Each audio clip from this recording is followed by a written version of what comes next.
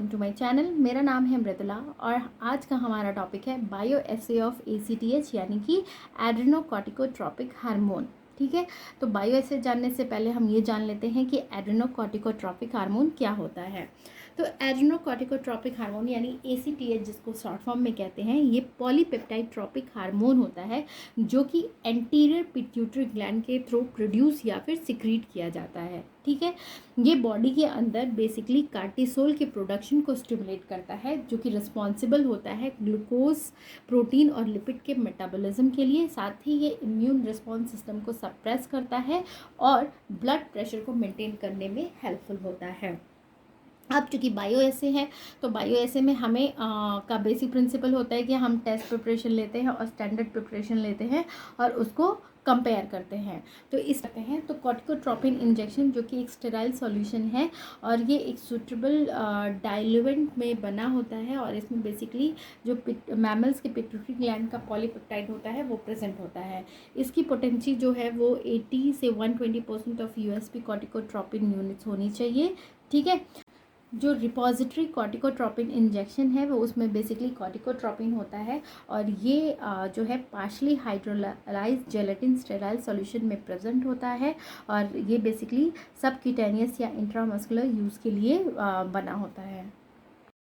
ये सॉल्यूशन जो है उसको अडॉप्ट किया गया है एज अ रेफरेंस स्टैंडर्ड इस बायो एसे के लिए, मतलब कि ACTH के बायो एसे के लिए। अब हम प्रिंसिपल की बात करें तो न्यूमेरिकल एसे मेथड भी कह सकते हैं और इसमें क्या होता है कि जब भी ACTH को इंजेक्ट किया जाता है बॉडी के अंदर तो एड्रीनल्स में जो एस्कॉर्बिक एसिड प्रेजेंट है वो डिक्रीज़ होने लगता है। तो जैसे वो कम होने लगता है इससे ये पता चलता है कि जो है वो ACTH का क्या इफेक्ट पड़ रहा है, यानी कि ACTH का बेसिक फंक्शन क्या है। तो इसी रिलेशनशिप को यूज़ किया गया है बायो एसे में ACTH के और इसे क्वांटिटेटिव ऐसे कहेंगे। ठीक है, इस रिलेशनशिप के बेसिस पे किया गया है, इसीलिए इन दोनों के क्वांटिटी डिटरमाइन हो रही है क्योंकि धीरे धीरे एस्कॉर्बिक एसिड की वैल्यू जो क्वांटिटी है वो डिक्रीज़ हो रही है, तो इसीलिए इसे क्वांटिटेटिव ऐसे भी कह सकते हैं।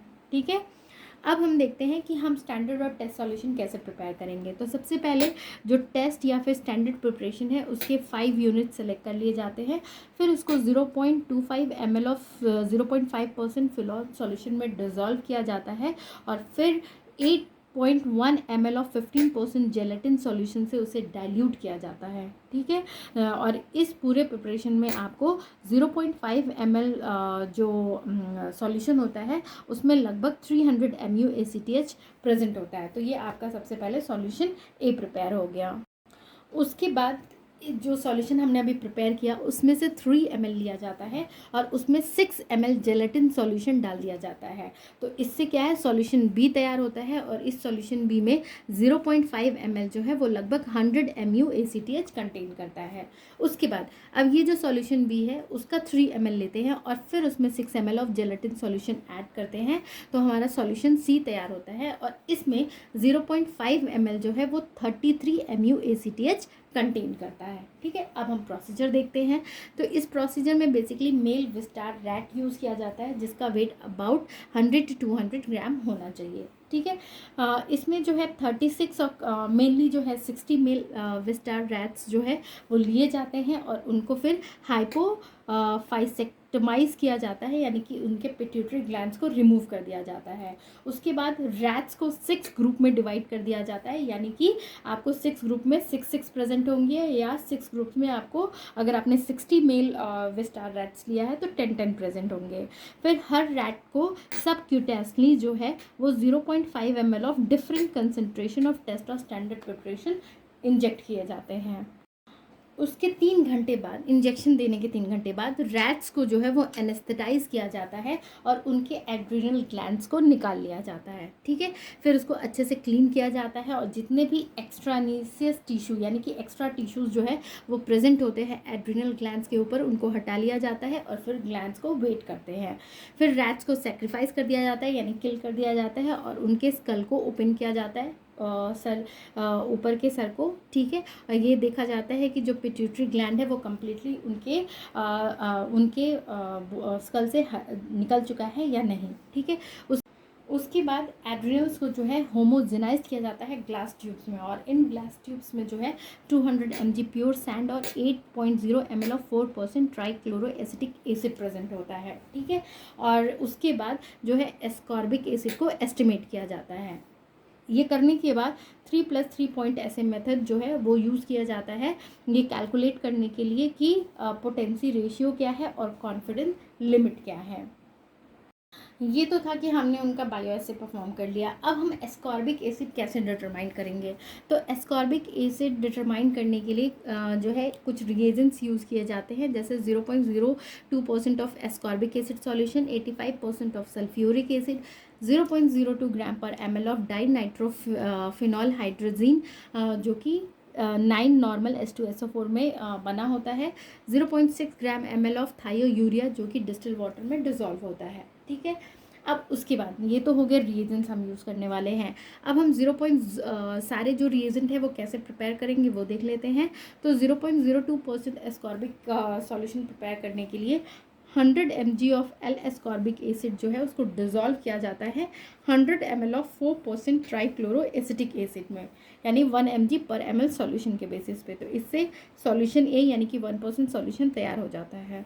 उसके बाद 2 ml ऑफ इस सॉल्यूशन ए को डाइल्यूट किया जाता है 10 ml ऑफ 4% ट्राइक्लोरोएसिटिक एसिड से, जिससे कि 0.2% एस्कॉर्बिक एसिड सॉल्यूशन मिलता है जो कि सॉल्यूशन बी कहलाता है।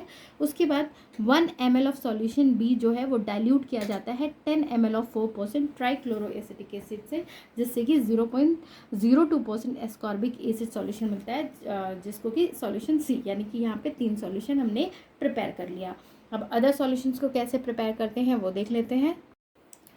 85% H2SO4 प्रिपेयर करने के लिए 900 ml of concentrated sulphuric acid लेते हैं, जिसको कि 100 ml वाटर में डिसॉल्व कर लेते हैं।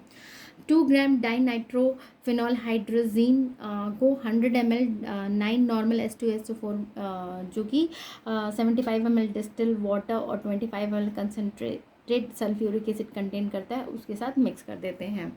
6 ग्राम थायो urea plus 100 ml distil water को डिसॉल्व करते हैं, तो हमारा ये सॉल्यूशन रिएजेंट तैयार हो जाता है। तो अब कैलिब्रेशन देखते हैं। तो कैलिब्रेशन में सॉल्यूशन सी के लिए हम क्या करते हैं कि 4% ट्राइक्लोरोएसिटिक एसिड को ऐड करते हैं 0.02, 0.5, 1, 2, 3, 4, 6, 8 ml of 0.02% ascorbic acid solution में, ठीक है।